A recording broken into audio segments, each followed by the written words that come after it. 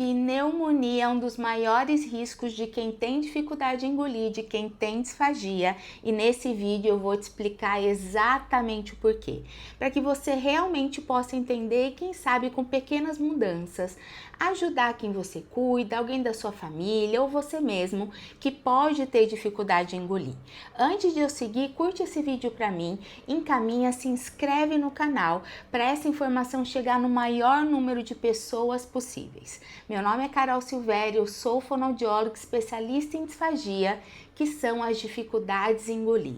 E se você que está me assistindo também é fonoaudiólogo, encaminhe esse conteúdo para a família, para os cuidadores de quem tem disfagia e precisam saber dessa informação.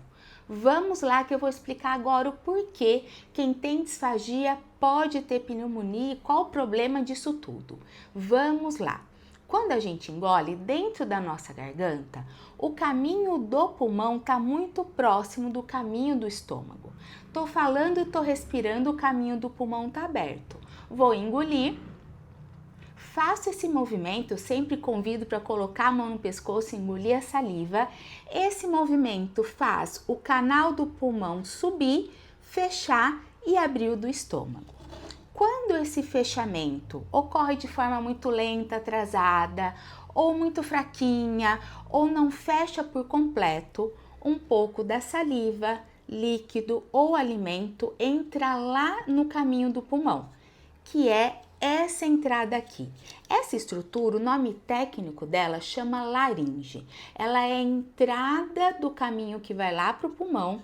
É nela que a gente tem as pregas vocais que produzem o som da nossa voz e é ela que se fecha para impedir que saliva, líquido, alimento chegue lá no pulmão.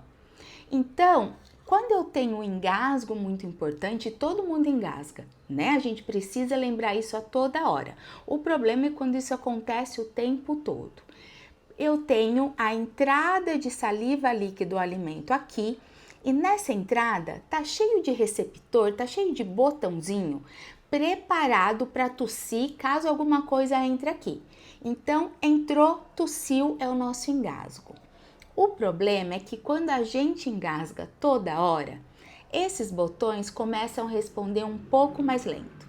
Além disso, principalmente se eu tive algum derrame, alguma coisa cardíaca, pulmonar, cirurgia, algo que possa ter trazido essa piora do engolir, esses botões podem não estar funcionando. Ou então, de tanto engasgar, uma hora começa a escorrer um pouquinho lá para dentro.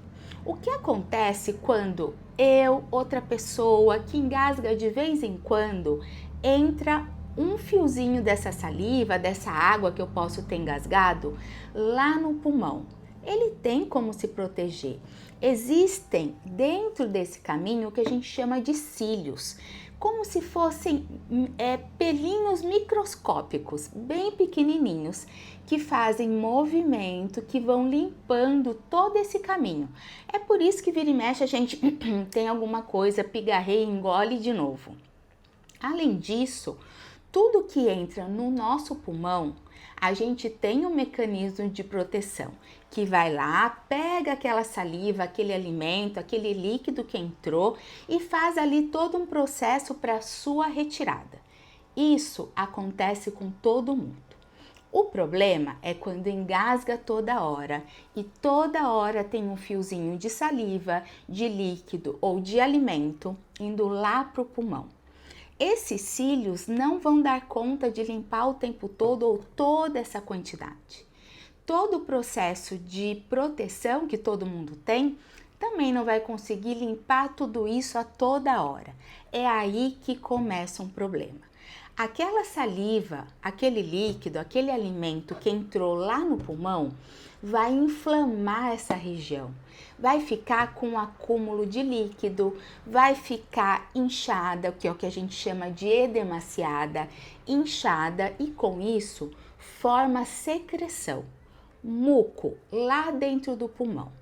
Então, o primeiro sinal de que alguém pode estar aspirando, de que alguém pode ter saliva, líquido ou comida entrando lá no pulmão, não é a pneumonia, é o aumento de secreção. Então, alguém que não engole tão bem, leva muito tempo para comer, tá engasgando toda hora, a comida fica parada na garganta, a comida cai da boca, tem saliva acumulada na boca e tem secreção, tem peito cheio, a primeira coisa pode ser aspiração, é a primeira suspeita. Carol, socorro, o que eu faço? Primeiro, calma. Se for possível você procurar um fonoaudiólogo especialista em disfagia, é o mais rápido que você vai conseguir ajuda para isso. Carol, não sei aonde eu encontro, ou então já estou dentro de um serviço. Fale para o médico, para o fisioterapeuta, para o psicólogo.